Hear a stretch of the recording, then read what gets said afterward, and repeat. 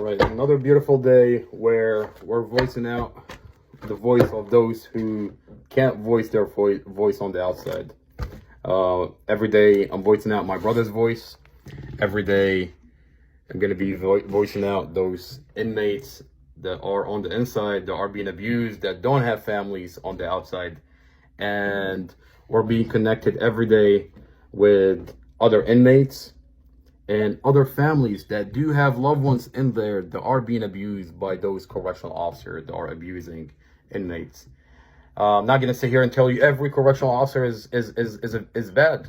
A lot of correctional officers, they go in, they take care of the inmates, they do serve and protect, but there are some that are abusing the power that they have, that are abusing the badge, the uniform. And in all my research and all my conversation with the other inmates and the other families that have loved ones in there, the same names keep coming up. Suda, Correctional Officer Suda, Correctional Officer Tipton, Correctional Officer Malinsky, Sergeant Daniels. These correctional officers are using excessive force. They call themselves inside that jail facility as the Red Team. That Red Team has a reputation. Where when they start beating you up, you're not gonna walk again. So wanted to come on here and cover what happened about a month ago, because this, for whatever reason, is being covered up. It's not getting media coverage. The mother, they scared the mother where she's not coming forward and talking about it. Her son is Sergio Eduardo Diaz Antunez, also known as Sonic, inmate number 2002116.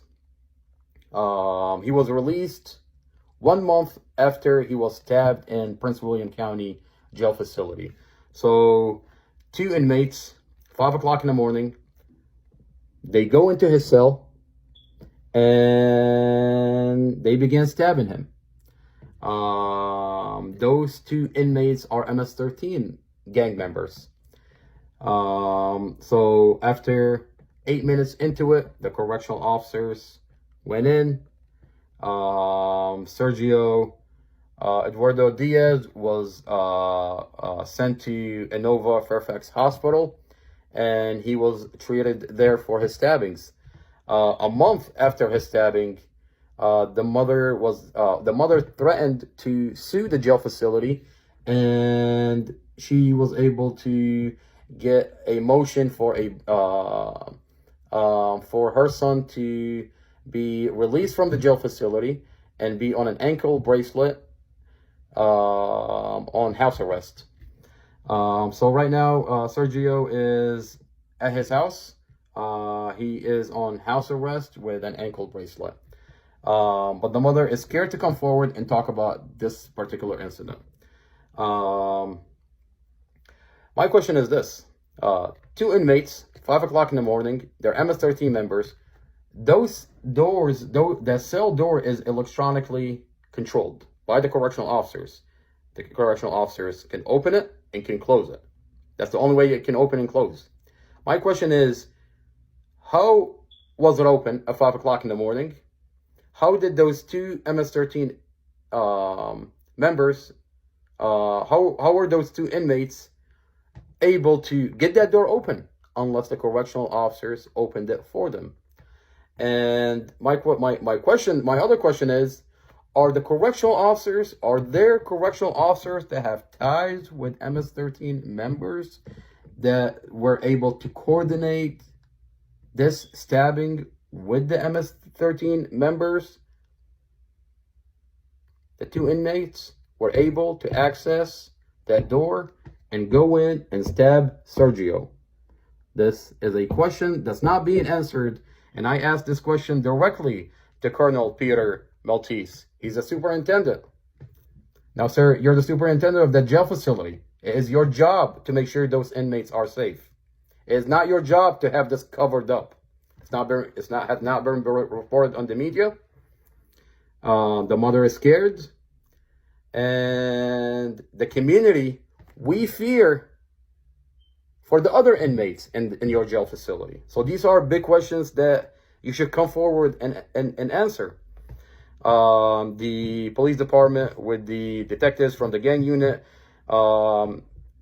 they talked to Sergio, Eduardo, Diaz, Antunez, and there is an investigation that's happening or happened. But I'm being told that there is an investigation from the gang unit and the police department. This happened on July 24th. It's either July 24th. The information I have is either July 24th or July 25th, 5 o'clock in the morning. And again, Sergio, Eduardo, Diaz, Antunez, also known as Sonic, inmate number 20-02116. And Colonel Peter Maltese. These are questions that the community is asking you. These are inmates that it is your job to make sure they're safe. This incident, there was another incident on the news that is similar that happened in November 22nd, 2022, where inmates were able to access that door and go in and assault another inmate. So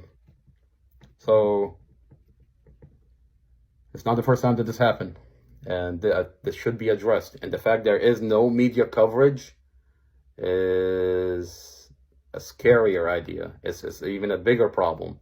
Why is this being covered up?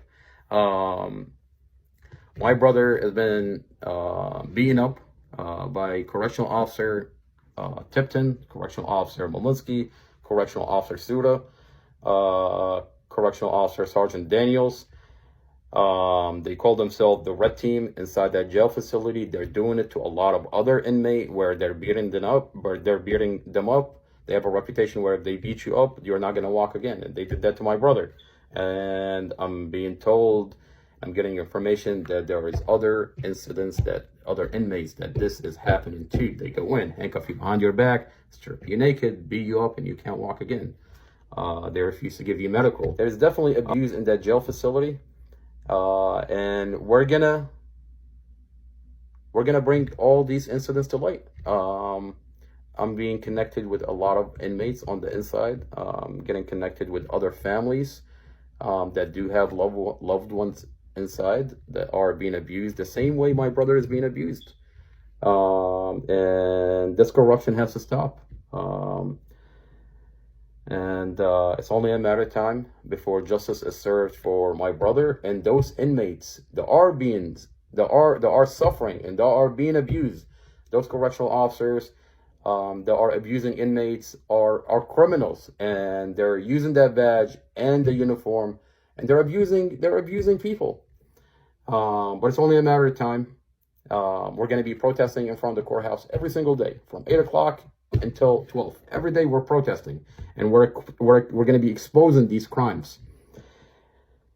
And I ask that you keep us in your prayers. Keep my brother in your prayers. Keep the other inmates that are being abused in your prayers. Keep my family in your prayers. Keep the other families in your prayers. And the Lord is watching, and He's going to work through people to expose those criminals. I'm not going to sit here and tell you all correctional officers are bad. There is a lot of correctional officers that serve and protect every day. There is a lot of police officers that serve and protect every day. But there are those that use the badge and the uniform, and they're abusing people. And I pray that the Lord gives us enough strength and power to go up against these criminals. We're going to be there every day in front of that courthouse. The police department is not doing us a favor by us being there. This is public property. We're going to be there, and we're going to be protesting. We're protected under our Constitution. We're protected under our First Amendment for free speech. And we're going to be there every day. And I'm going to voice my brother's voice, and I'm going to voice the voice of those that don't have a voice on the outside. And justice will be served.